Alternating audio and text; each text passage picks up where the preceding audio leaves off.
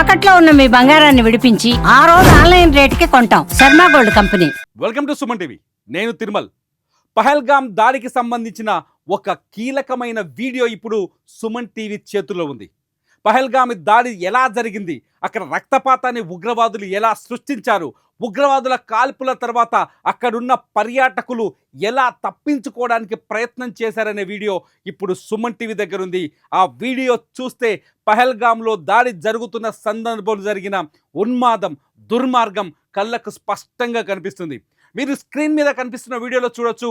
పహల్గామ్లో ఒక వ్యక్తి zip line పైన ఒక మొబైల్ ఫోన్ పట్టుకొని జిప్ లైన్లో వైర్ పైన వెళ్తూ ఉన్నాడు. ఆ సమయంలో తన మొబైల్ ఫోన్లో సెల్ఫీ వీడియో రికార్డ్ చేశాడు. ఆ సెల్ఫీ వీడియో సందర్భంలో ఆ వ్యక్తి జిప్ లైన్ తీగ పైన ఉన్న సందర్భంలోనే ఉగ్రవాదులు తమ కాల్పులని మొదలుపెట్టారు. దీంతో అక్కడున్న పర్యాటకులు కింద వీడియోలో చూడొచ్చు. జిప్ లైన్లో మీకు వ్యక్తి కనిపిస్తున్నాడు, కింద వీడియోలో చూడొచ్చు జనం పరుగులు తీస్తున్నారు. పరుగు తీస్తున్న వీడియో కనిపిస్తుంది. చూడండి, ఒక మహిళ, ఒక వ్యక్తి ముందు పరిగెడుతున్నాడు, వెనకాల రెడ్ డ్రెస్లో ఒక మహిళ పరిగెడుతుంది. ఈ మహిళ తర్వాత కూడా మనకు సోషల్ మీడియాలో వచ్చిన అనేక వీడియోలో కనిపించింది. ఉగ్రవాదులు మొత్తం నలుగురు అక్కడికి వచ్చినట్టుగా మనకు ఇంటెలిజెన్స్ నుంచి కానీ, అధికారిక ఆర్మీ నుంచి కానీ అధికారిక సమాచారం మన దగ్గర ఉంది. నలుగురు ఉగ్రవాదులు ఆ ప్రాంతంలోకి వచ్చి అక్కడ టిఫిన్ చేస్తున్న వాళ్ళని, అక్కడ చిన్న చిన్న రెస్టారెంట్లు ఉన్న చోట అక్కడ టిఫిన్లు చేస్తున్న వాళ్ళని పట్టుకొని వాళ్ళతో మాట్లాడారు. మొదట మీ ఊరేంటి, మీ ప్రాంతం ఏంటి, మీ పేరేంటి అన్నారు. ఆ తర్వాత మీ మతం ఏంటి అని అడిగారు. కొన్ని సందర్భాలు కొన్ని ఆరోపణలు తెరపైకి వస్తున్నాయి. చివరికి వాళ్ళ మగాళ్ళ బట్టలిప్పి కూడా వాళ్ళ మతాన్ని నిర్ధారించుకున్నట్టుగా సమాచారం ఉంది. ఈ తర్వాత ఈ డిస్కషన్స్ తర్వాత వాళ్ళని వరుసగా కాల్చడం మొదలుపెట్టారు.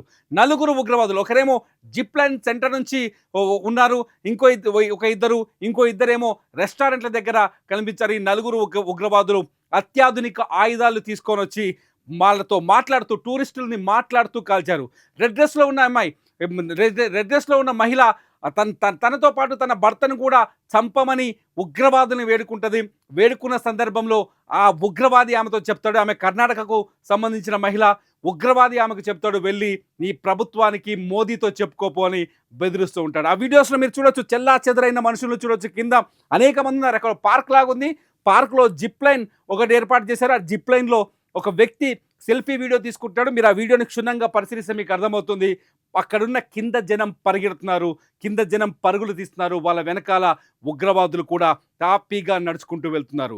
జిప్ లైన్ దగ్గర ఇద్దరు వ్యక్తులు, దాన్ని నిర్వహించే ఇద్దరు వ్యక్తులు ఉంటారు. ఆ వ్యక్తుల దగ్గర నుంచి ఆ వ్యక్తి రిలీజ్ అవుతాడు. జిప్ లైన్ వైర్ నుంచి రిలీజ్ అయ్యి వెళ్తూ వీడియో రికార్డ్ అవుతుంది. ఆ వీడియోలో కింద అతని వెనకాల మీరు అబ్జర్వ్ చేయండి, క్లీన్గా అబ్జర్వ్ చేయండి, అతని వెనకాల పరిగెడుతున్న ప్రజలు కనిపిస్తారు. దాదాపు 22 గంటలు అడవిలో నడుచుకుంటూ వచ్చిన పాక్ ఉగ్రవాదులు ఈ కాల్పులకు తెగబడ్డట్టుగా తెలుస్తుంది. లష్కరే తోయిబాకి సంబంధించిన ముఠా, ది రెసిస్టెంట్ ఫ్రంట్కి సంబంధించిన ఉగ్రవాదులుగా తెలుస్తుంది. వీళ్ళు గతంలో కాశ్మీర్లో దాదాపు 5-6 దాడులు చేశారు.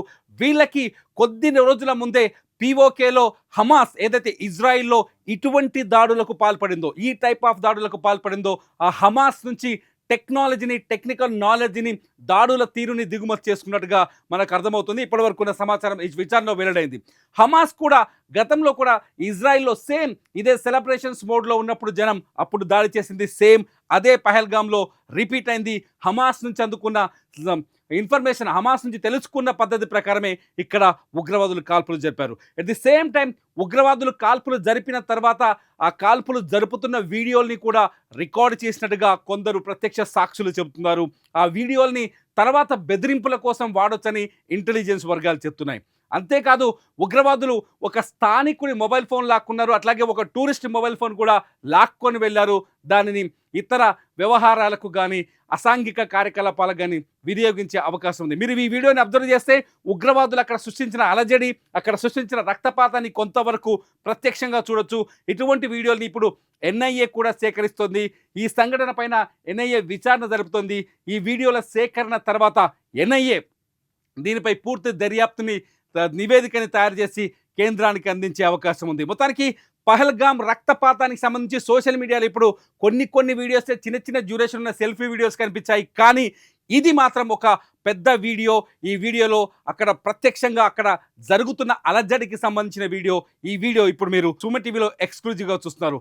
ఈ పహల్గామ్ ఉగ్రవాదుల ఉత్పాతంపై, ఉగ్రవాదుల దాడిపై మీరేమనుకుంటున్నారు? ఇటువంటి ఉగ్రవాదాన్ని అణచివేయాలంటే ఏం చేయాలి? ఈ వీడియో కింద మీరు తప్పక కామెంట్ చేయండి. చూస్తూనే ఉండండి సుమన్ టీవీ.